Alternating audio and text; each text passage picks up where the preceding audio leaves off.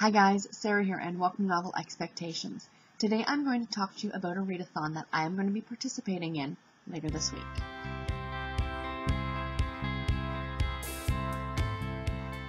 So the readathon is Middle Grade May, which is essentially read as many middle grade books as you like, whatever genre, whatever publication date.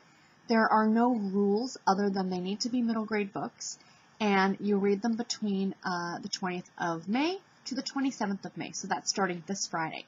So I wanted to make sure I got this, my TBR video essentially posted for you guys so you could see what I'm going to be reading. This readathon is being posted by Akossiwa. I do hope I'm pronouncing your name correctly, dear. I do apologize if I'm not. She is a booktuber. I will leave a link in the down bar below to the video where she talks about this readathon. And like I said, there's no specifics, no you have to read by this author or, read the second in a series or what have you. It's pretty much, do whatever you like as long as they're middle grade books. Now, I heard about this, I think back in March from Lizzie Faye's channel. I think she alluded to it, maybe during a book haul, I can't remember. But I got super excited and immediately started looking for it come the 1st of May. And as soon as it was announced, I immediately went and grabbed what I wanted on my TBR. I am rereading, as you guys know, a lot of the books from my childhood, and the majority of them are middle grade. So I thought this would be a super fun way to get a bunch of them read in a week. And yeah, and we'll go from there. So I'm going to show you the 5 books that I picked. I'm trying to be a little conservative.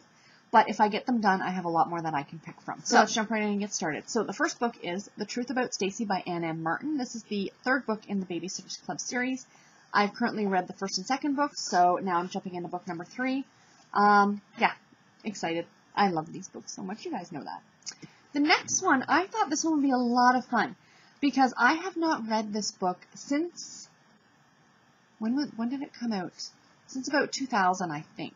It's probably been 15 or 16 years since I've read this book. Now, the book, for you guys who don't know, is Harry Potter and the Philosopher's Stone. I just bought this copy yesterday at a used bookstore, so it's not in the best condition. I want to re-get the series because I never actually owned them, so I want to buy the series, essentially. Now, a little bit of background on me and these books, because I don't think I've ever talked really about the Harry Potter books on my channel. So, like everybody else, I have read them all and seen all the movies. Now, mine was a little different story than most people because I wasn't a kid when these came out. This book was released when I was 18, and so 18, and I think book 3 was just coming out, which would have made me about 20 maybe when the 3rd book was published. So at that time, I was in college and I was working as a babysitter over the summer to earn extra money, and my dad used to work with this woman, his partner, at his office. And she had younger kids who were like Harry Potter's age, essentially, when the books were released. And she was reading them before she read them, before she'd let her daughters read them, because she wanted to make sure that they weren't too dark and too scary and what have you.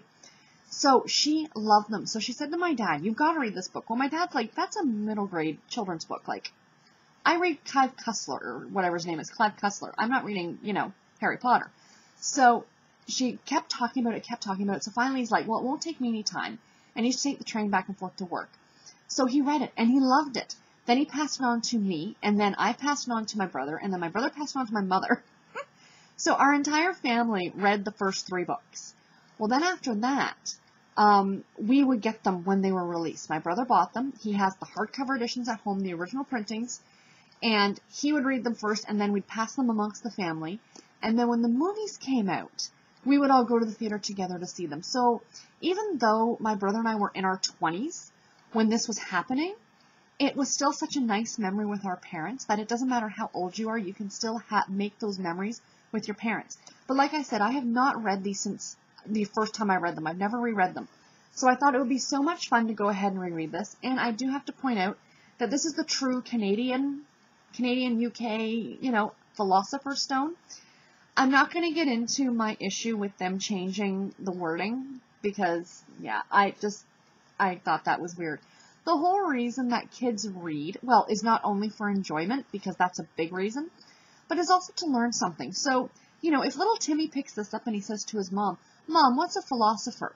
Well, then, you know, they can look it up and find out together if, you know, and he can learn something. That's my take on it, and I'm not saying anymore. But anyway, so my second book is Harry Potter and the Philosopher's Stone. Book number 3 that I'm going to be reading, I'm jumping back into another Babysitter's Club book.